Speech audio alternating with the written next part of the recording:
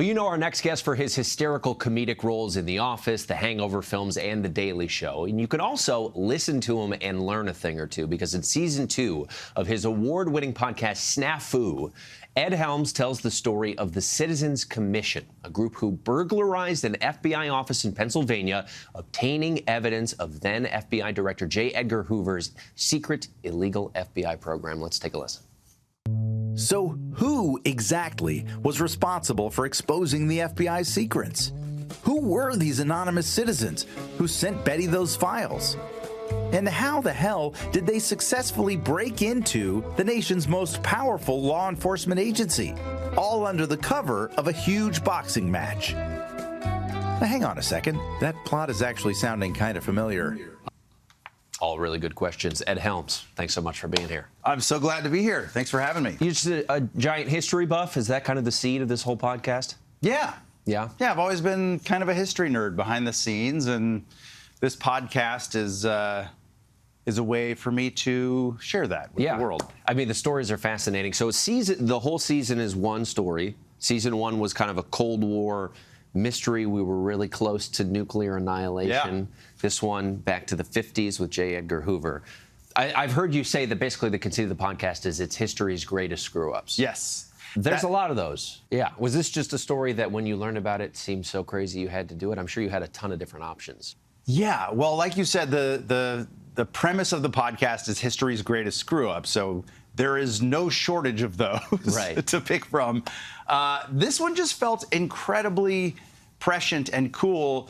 Number one, it's an the entertainment value is so high because it's a heist story. It's these citizens that literally broke into an FBI office. And that part is very thrilling.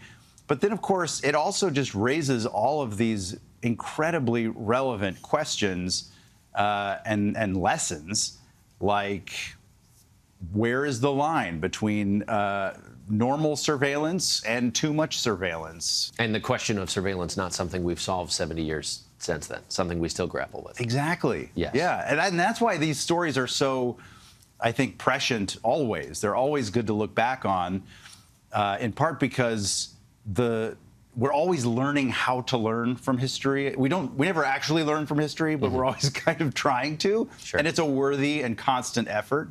And looking at these events just gives us such an opportunity to question ourselves and question the moment that we're in. Do you learn these stories and say to yourself, thank God people in power don't screw up anymore? If only, right? No.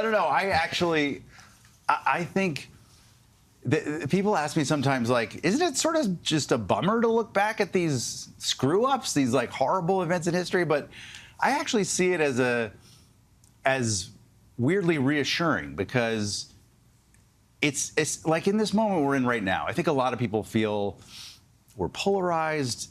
Everyone's projecting the worst onto people we disagree with, and it feels a little scary. There's a high baseline of anxiety right now. But when we look back, like in the early 1970s, it was a very fraught time too. Civil rights movement happening, Vietnam War, and people were afraid. And people felt it had sort of that same baseline anxiety going on.